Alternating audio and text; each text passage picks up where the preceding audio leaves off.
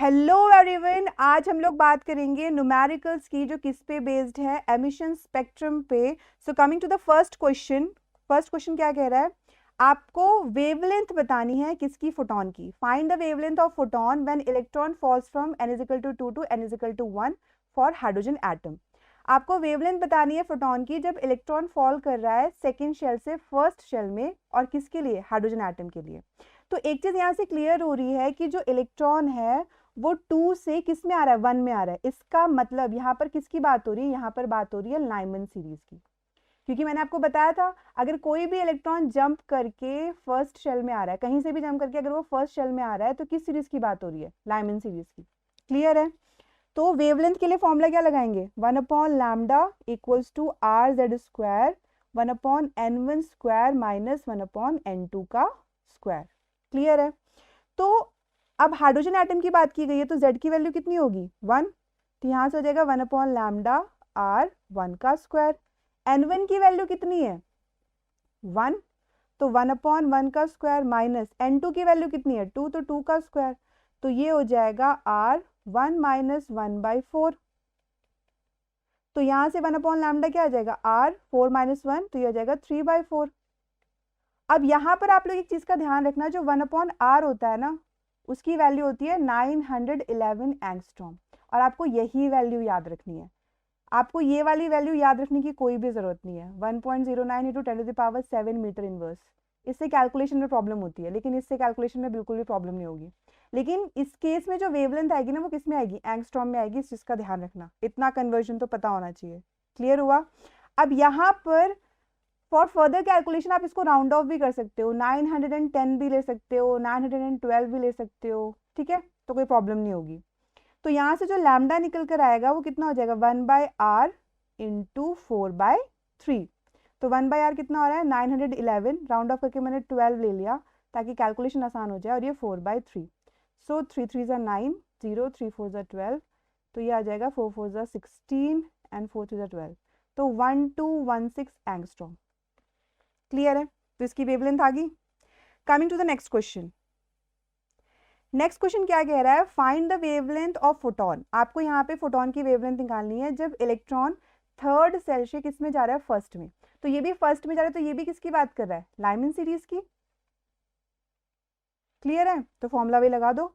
1/λ equals to r/z², 1/n1 का square minus 1/n2 का square.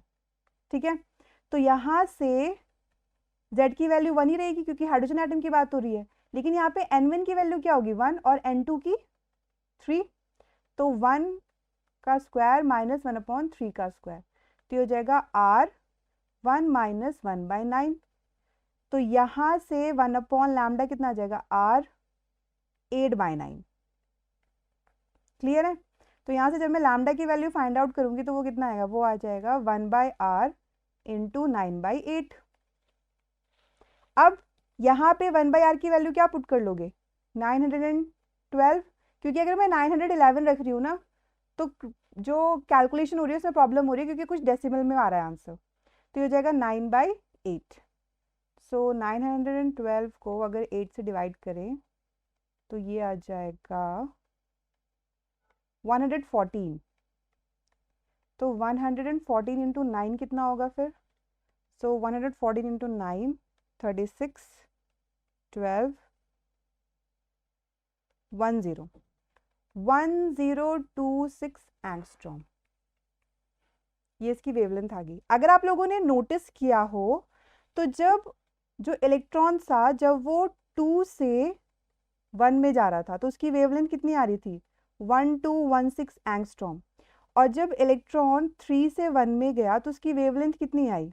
1026 angstrom. इसी वजह से हम इसको क्या कहते हैं? डिस्क्रीट और लाइन स्पेक्ट्रम।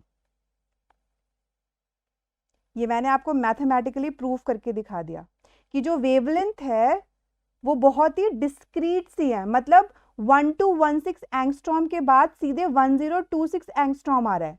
1215, 1214 तो छोड़ो, 1150 एंगस्ट्रॉम की वैल्यू भी नहीं आ रही है। क्लियर हुआ? सीधे क्या आ रही है? 1216 के बाद 1026 एंगस्ट्रॉम आ रहा है। तो ये किसको इंडिकेट कर रहा है? डिस्क्रीट और लाइन स्पेक्ट्रम को। मतलब यहाँ पे जो वेवलेंथ आती है ना लाइमन सीरीज की, अगर वो फर्स्ट से फॉल कर रहा है या सेकंड से या थर्ड से या फोर्थ से, इन वेवलेंथ की जो वैल्यू है ना ये बहुत डिस्क्रीट सी है, मतलब फिक्स्ड सी वैल्यू है, वो कोई भी रैंडम वैल्यूज नहीं बताएगा। समझ में आया? इसी वजह से हम इसको क्या कहते हैं, डिस्क्रीट और लाइन स्पेक्ट्रम। क्लियर हुआ? तो अगर मैं यहाँ पे बात करती हूँ नेक्स्ट क्वेश्चन की, जिससे और सारी चीजें भी क्लियर हो जाएंगी। इस केस में क्या हो रहा है कि find the wavelength of photon when electron falls from infinity to 1 for hydrogen atom. मतलब जो हमारा इलेक्ट्रॉन है वो इन्फिनिटी से कहाँ पे जंप कर रहा है, n इज इक्वल टू 1 में। तो अगर 1 में जा रहे हैं तो किसकी बात हो रही है, लाइमन सीरीज की। फॉर्मूला क्या होता है, 1 upon lambda equals to R Z square 1 upon n1 का स्क्वायर माइनस 1 अपॉन n2 का स्क्वायर।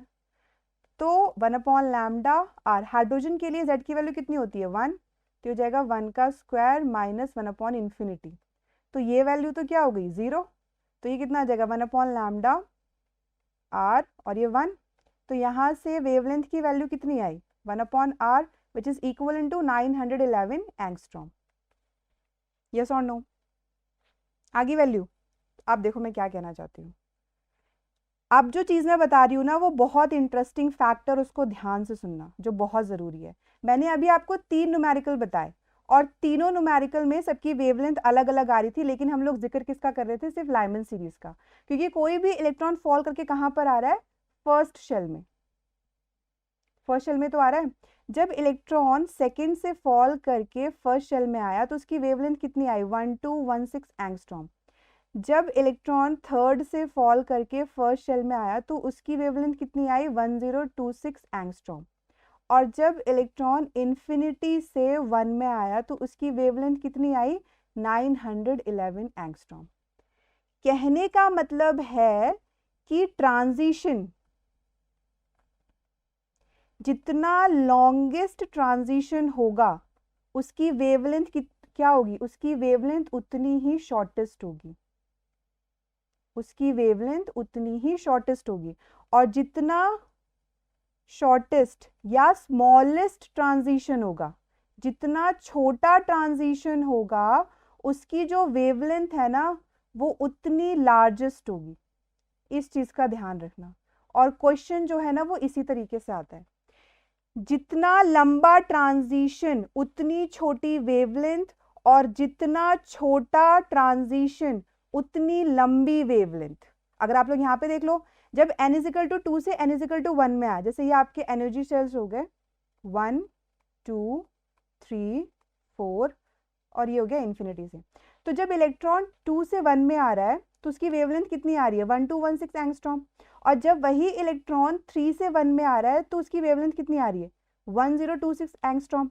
और अगर वही इलेक्ट्रॉन इन्फिनिटी से 1 में आ रहा है तो उसकी वेवलेंथ कितनी आ रही है 911 एंगस्ट्रॉम। मतलब जो ट्रांजिशन है वो वेवलेंथ के इनवर्सली प्रोपोर्शनल है। ट्रांजिशन जितना लंबा होगा वेवलेंथ उतनी छोटी होगी, और जितना छोटा ट्रांजिशन होगा वेवलेंथ उतनी ज्यादा होगी। इस चीज का ध्यान रखना। So class this is all about कि न्यूमेरिकल किस तरीके से आते हैं नीट एंड जेईई में। मैंने आपको सारी चीजें बता दी हैं, लेकिन अगर आपको फिर भी कोई डाउट है तो आप कमेंट कर सकते हैं। Till then keep smiling, keep shining and good bye.